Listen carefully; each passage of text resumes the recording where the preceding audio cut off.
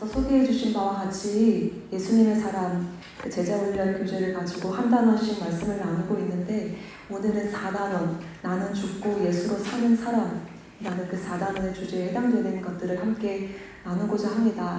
제가 몇 주 전에 예수님께서 성령으로 내 안에 오셔서 함께 하고 계십니다, 예수님이 내 안에 계십니다, 이러한 말씀을 나누었었는데, 여러분들이 그때 그렇다, 아멘 이렇게 고백하셨던 것이 기억이 납니다. 믿으시지요? 내 안에 하나님께서 함께 하신다, 예수님께서 함께 하신다. 그렇다면 그 사실과 그 진리를 빗대어 내 삶을 한번 돌아본다면 우리의 삶은 예수님께서 함께 하신다라고 하는 증거로 가득 차 있을까요? 어떠신가요? 만약 그렇지 않다면 내 삶에 기쁨도 없고, 그리고 내가 갖고 있는 어떤 연약함으로 인해서 실패감과 좌절감이 느껴지는 것만 같고, 그리고 작은 문제든 큰 문제든 어떤 문제 하나 내 삶에서 해결되어지지 않는 것 같은 그런 마음들이 들고 계신 분은 안 계십니까? 왜 우리 마음 가운데 이렇게 실패감과 좌절감과 또 건강하지 못한 마음들이 여전히 남아있는 것 같을까요? 예수님이 함께 하신다고 말하면서도 말입니다. 결론부터 말하면 예수 그리스도께서 내 마음 가운데는 계시지만 내 마음 가운데 한켠으로 밀어두고 그분을 주인으로 모시는 대신 여전히 내가 그 자리에 앉아서 내가 주인 되어 살고 있기 때문입니다. 하덕규 씨가 작사하고 작곡한 노래로 가시나무라는 노래가 있는데 많이 유명한 노래이죠. 그 노래의 가사의 초입에 이러한 기록이 있습니다. 내 속엔 내가 너무도 많아 당신의 쉴 곳 없네. 내 속엔 헛된 바램들로 당신의 편할 곳 없네. 잘 들어봤던 가사이실 텐데요. 이처럼 내 안에 예수님께서 주인으로 사시는 것이 아니고 그 자리에 대신 내가 있을 때에는 아무리 예수님이라 하셔도 역사하실 수가 없습니다. 다만 그 자리를 내어드릴 때 주님 내 마음 가운데 주인으로 와주십시오, 그래서 주인으로 살아가 주십시오라는 그 고백과 함께 더불어 그 순종의 삶을 살아갈 때 그제서야 예수님께서는 내 삶 가운데 분명하게 그리고 강력하게 역사하실 수 있는 것입니다. 그런데 우리는 우리 마음 가운데 주님을 주인으로 모시고 산다라고 고백도 하지만 왜 이게 내 삶 가운데 어렵게만 여겨지는 것일까요? 우리 마음 가운데 자아가 아주 강하게 자리 잡고 있기 때문입니다. 우리의 병든 자아, 그런 자아는 우리가 주의 소욕대로 살아가기에는 것에 더 힘쓰게 만들고, 더 나아가서는 그로 인해서 사단은 계속해서 자신에게 종노릇하도록 만듭니다. 그렇다면 이 강한 자아는 무엇을 말할까요? 계속해서 많은 사람들이 나를 섬기기를 원하는 그런 나, 다른 사람들한테는 더 높은 잣대를 들이밀지만 그 잣대는 나에게 적용하지 않고 나는 회개조차 하지 않는 나, 어떤 욕심, 어떤 교만, 그것들이 나의 전부인 양 살아가는 나, 그리고 계속해서 주장하는 것이 나인 나 이런 나를 계속해서 외치는 삶, 그것이 자아가 강한 삶이다, 이렇게 이야기합니다. 그러면 이렇게 자아가 내 마음 가운데 강하게 자리 잡고 있고 내 마음 가운데 주인이 되는 것이 이렇게 나라고 한다면 예수님이 역사하실 수 없다, 이렇게 이야기하고 있지 않습니까? 그렇다면 어떻게 이 자아를 처리할 수 있을까요? 삶을 살아가다 보면 여전히 내 성질, 내 혈기, 그리고 내 감정, 이런 것들로 인해서 삶의 여러 가지 어려움들을 봉착할 때가 있습니다. 그럴 때마다 우리가 흔히들 고백하는 고백이 있습니다. 내가 덜 죽어서 그래. 내가 좀 더 죽으면 되지 않을까? 내가 아직 안 죽어서 그래. 내가 죽어야 되는데. 이런 고백들 해보신 적 없으십니까?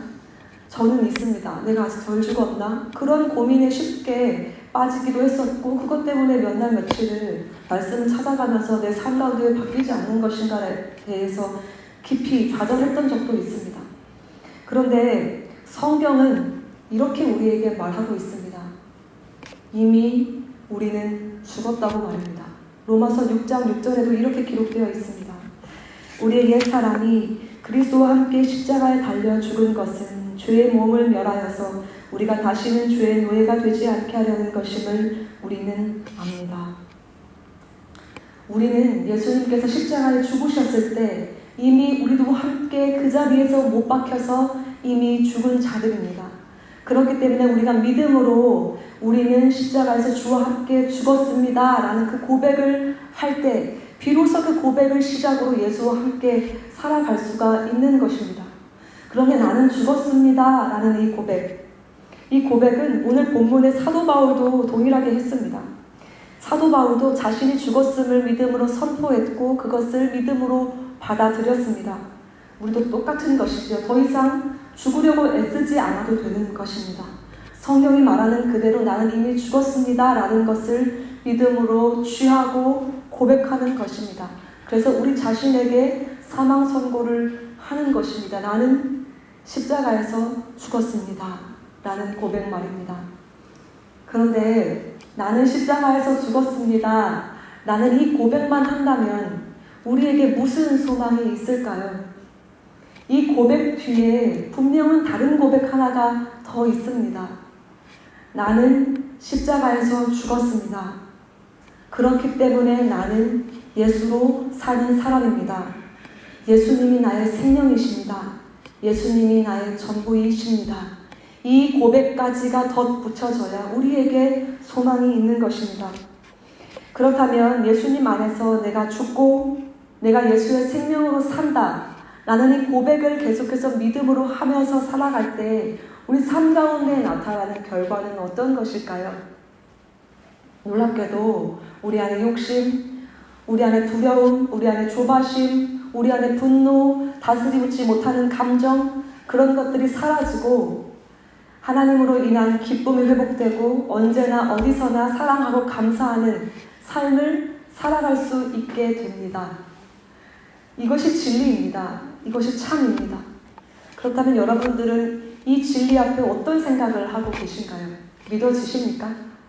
내가 이러한 고백을 하고 살면 실제로 내 삶 가운데 이런 것이 이루어진다는데 이 진리가 여러분의 심령 가운데 어떻게 다가오십니까? 믿어지시나요?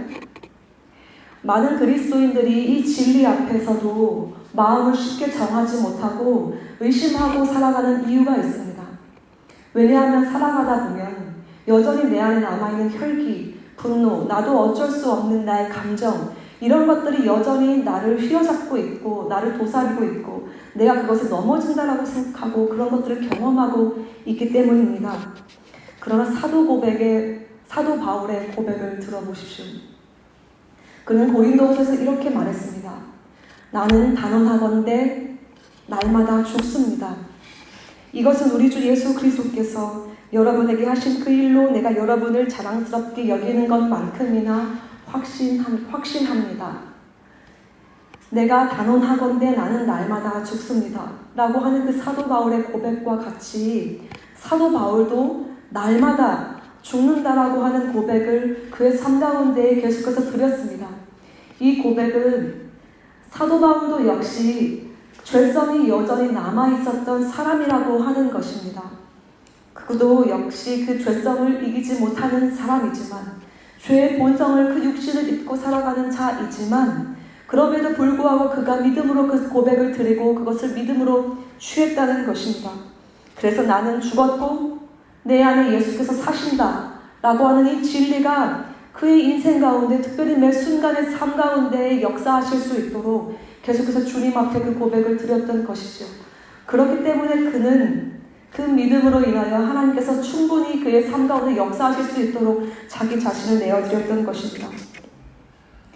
사람과의 관계, 또 재정 문제, 또 풀리지 않는 어떠한 답답함, 건강 문제, 나조차도 어떻게 할 수 없는 그 삶의 문제 앞에 봉착했을 때 그래서 내 육신의 본성대로 하는 것이 훨씬 더 편하게 작동할 때 그때야말로 우리가 드려야 할 고백이 바로 이 고백입니다. 염려하고 분노하고 시기하고 나도 어찌할 수 없었던 죄의 본성 앞에 종로로 타던 나는 죽었습니다. 이제 나는 예수 그리스도와 함께 사는 존재입니다. 예수 그리스도의 생명으로 살아가는 자입니다. 라고 하는 고백을 우리가 주 앞에 드릴 수 있는 것입니다. 그런데 제가 말하고 싶은 결론은 이것까지의 고백으로만 그쳐서는 안 된다는 것입니다. 우리가 나는 죽고 예수로 사는 삶, 이 삶을 갈망하지만 우리가 이 고백을 드렸을 때 이 고백 위에 우리에게 그것을 분명하게 내 삶 가운데 이루실 수 있도록 역사하시는 분이 계시다라는 것입니다. 그분이 바로 성령이십니다. 우리가 이 고백 뒤에 성령께서 우리의 의지와 그 결단과 그 고백을 넘어서서 도우실 수 있도록 그 성령을 의지하며 그분의 충만함을 구해야 한다는 것입니다. 우리 안에 주님께서 우리의 죽음을 인정하게 하시고 그리고 예수의 생명으로 살아가게 하신다는 것을 선택할 때 그 성령께서 우리를 도우시고 그 성령의 충만함으로 살아갈 수 있도록 도우신다는 것입니다. 기도의 사도라는 별명을 가진 존 하이드라는 인도 선교사가 있었습니다. 그가 인도로 선교 활동을 하기 위해서 배를 타고 가던 길에 그는 자신의 삶도 그렇지만 자기 자신이 너무나 대견하다고 여겼습니다. 그리고 얼마 안 있다가 선실의 아버지의 친구인 한 목사님이 보낸 편지가 도착해 있다는 것을 알게 돼서 그 편지를 열어보았습니다. 그 편지에는 아주 짧은 몇 마디가 적혀 있었는데 그 몇 마디가 이 존 하이드 선교사의 자존심을 아주 잿더미로 만들었고 그 마음에 아주 맹렬한 불과 같이 맹렬한 분노가 일어나게끔 만들었습니다. 그 몇 마디는 이러한 것이었습니다. 사랑하는 존, 내가 성령으로 충만해질 때까지 너를 위한 기도를 멈추지 않을 것이다. 성령으로 충만해질 때까지? 이 말은 그럼 내가 성령으로 충만하지 못하다는 건가? 그런 의미를 함축하고 있다라고 하는 사실을 이 존 하이드가 깨달았습니다. 나는 지금 선교사로 그저 그런 선교사도 아니고 하나님을 위해서 최선을 다하는 선교사로 살아가겠다고 결심하고 이 배에 올라서 인도로 가고 있는데 지금 이 말을 나한테 한다는 것은 무슨 의미지? 정말 저런 말을 한다는 건 어처구니도 없을 뿐만이 아니라 주제넘은 말이 아닌가? 이런 생각이 들어서 그 분노를 어찌할 수가 없었습니다. 그래서 계속해서 분노가 치밀어서 마음이 힘들었지만 그의 내면에는 맹렬한 싸움이 시작되고 있었습니다. 왜냐하면 그 편지를 자신에게 적어준 그분은 자신이 사랑하는 아버지의 친구 목사님이었기도 했지만 그의 삶은 정말 신실한 하나님을 사랑하고 하나님께 순종하는 아름다운 삶을 살아가고 있었기 때문입니다. 그래서 그 편지를, 구겼던 편지를 다시 펴서 읽고 또 읽었습니다. 성령으로 충만해질 때까지, 성령으로 충만해질 때까지. 그것이 자신의 마음에 부딪혀서 너무나 괴로웠지만 그 존 하이드 선교사는 계속해서 그것을 읽어갈 때마다 깨달았던 두 가지 사실이 있었습니다. 먼저는 내가 선교사로서의 사명을 감당할 준비가 되어 있지 않았던 것이구나. 또 하나는 인정하고 싶지는 않지만 이것을 전해준 저 목사님의 말이 옳다는 것이었습니다. 그래서 그때 존 하이드 선교사가 그 자리에서 내가 타고 있는 이 배가 항구에 당도할 때까지 성령의 충만함을 구하는 것, 그것을 계속해서 놓고 기도했습니다. 내가 어떠한 대가를 치르더라도 성령으로 충만하게 하여 주옵소서. 이것이 그의 간구가 되었습니다. 그리고 계속해서 그가 그렇게 기도하기 시작했을 때 자신의 실체에 직면하게 되었습니다. 내 안에 이기적인 자아가 도사리고 있었다라고 하는 것. 겉으로는 주님을 사랑한다라고 말하지만 실제로는 자신의 욕망이 너무나 커서 그 욕망을 가지고 하나님을 사랑하는 그 마음을 덮어보려고 했던 그 자신을 깨닫게 되었습니다. 그래서 밑바닥은 그 흉물스러운 자아의 주가 도사리고 있다는 것을 깨달았을 때 이 존이 계속해서 하나님 앞에 매달리며 간절히 구했던 것. 하나님, 저를 성령으로 충만하게 하여 주옵소서. 내가 인도의 선교로 간다 할지라도 그것에서 무명한 선교사로 있어도 좋으니 하나님, 나를 성령으로 충만하게 하여 주십시오. 내가 무슨 대가를 치르더라도 주님께서 나에게 성령으로 충만하게 하실 수만 있다면 내가 어떠한 대가도 치르겠습니다. 그렇게 계속해서 영적 몸부림을 치면서 그 배가 움직여지고 그 항구에 당도할 때까지 그 영적인 몸부림은 계속되었습니다. 이 존이 했던 행동은 나는 죽었습니다. 내 자아는 이미 십자가에서 죽었습니다. 그렇기 때문에 내가 예수 그리스도로 살겠습니다. 그러니 성령으로 충만하게 하옵소서. 이것이 존 하이드 선교사가 그 배 안에서 영적인 몸부림을 치며 주 앞에 매달렸던 것입니다. 그제서야 이 존 하이드 선교사는 그 십자가의 복음 앞에 진실된 모습으로, 진실된 순간으로 설 수 있었습니다. 만약에 하나님께서 우리에게 이 존 하이드 선교사와 같이 우리의 실체를 직면하게 하시고 그리고 영적으로 몸부림치게 하신다라고 했을 때 여러분의 심정은 어떻겠습니까? 마주하고 싶지 않았던 내 모습을 마주하는 것도 괴로운데 영적으로 계속해서 이 자아와 마주하고 싸우게 하시는 그것들을 하나님께서 경험하게 하신다면, 그 영적인 몸부림을 치게 하신다면 여러분들은 어떻게 하나님 앞에 나아가겠습니까? 그런데 이것이 하나님의 은혜입니다. 왜냐하면 그 몸부림으로 인해서 그제서야 주님께서 그 사람의 심령 안에 허락하신 그 은혜로 말미암아 역사하실 수 있기 때문입니다. 우리가 주 예수 그리스도 앞에 우리의 죽음을 인정하고 그분과 함께 십자가에서 주신 그 생명으로 다시 살겠다라고 고백했다라고 한다면 이제는 우리가 그 삶을 실제로 살아갈 수 있도록 성령께서 우리 안에 부어주시는 그 충만함을 위해서 간절히 기도합시다. 그리고 그 충만함을 우리에게 부어주실 것을 믿고 그 믿음으로 살아가 봅시다. 그러면 그제서야 주님께서는 우리의 고백을 들으셨을 뿐만이 아니라 이미 들으신 그 고백으로 인하여서 우리의 삶을 성령으로 인하여 충만하게 하시고 그 순종의 삶을 살아갈 수 있도록 도우실 것입니다. 이 갈라디아서 2장 20절 말씀은 너무나 유명한 말씀이고, 그리고 제자훈련 교재를 가지고 제가 수많은 청년들도 제자훈련을 함께 참여했기도 했고, 그래서 나는 죽고 예수로 사는 사람이라고 하는 이 단원이 저한테는 그냥 익숙한 단원이었습니다. 그런데 다시 한번 이 말씀을 준비하고 실제로 이 말씀을 전하는 그 말씀 그대로 하나님은 내 삶에 어떻게 이루고 계실까라고 하는 그런 생각을 할 때쯤에 하나님께서는 실제로 제 삶 가운데 이 고백을 받아내셨을 뿐더러 성령의 충만함을 위해서 기도하게 하셨던 일들이 있었습니다. 그것이 크든 작든 그냥 제 삶에 이루어졌던 어떤 작은 단편적인 이야기를 잠시 나누고 기도하고 싶습니다. 저는 최근에 과거에 저에게 상처를 주었던 그 한 사람이 자꾸 꿈에 나타나서 새벽에 잠을 깰 때마다 너무나 유쾌하지 않은 기분으로 일어났던 며칠을 보냈던 적이 있었습니다.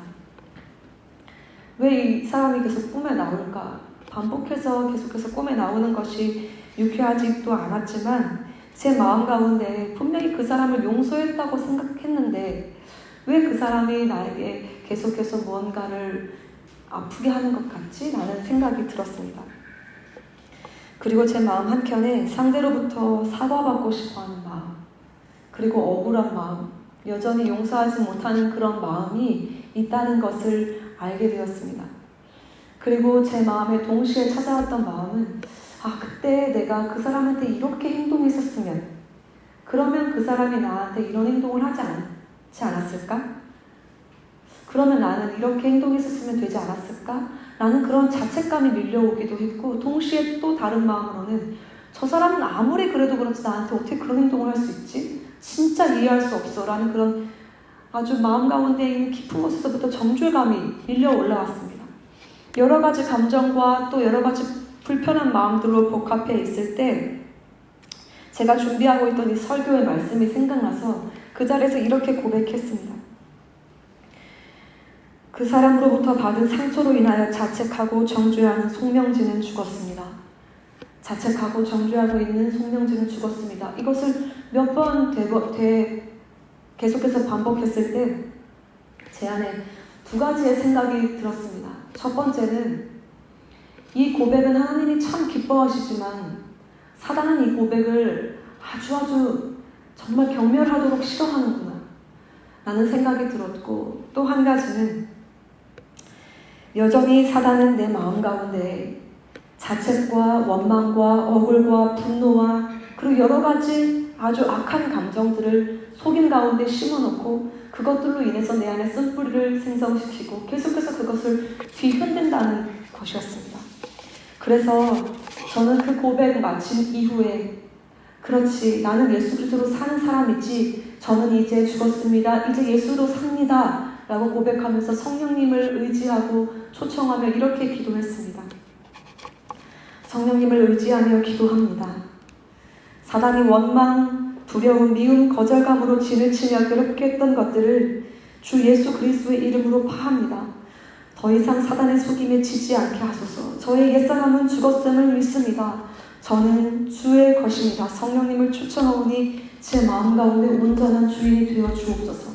성령님 제 안에 오셔서 저에게 충만함으로 채워주시고 이제는 주께서 나에게 친히 역사하시는 그 역사를 맛볼 수 있도록 나의 삶을, 나의 심령을 주관하여 주옵소서.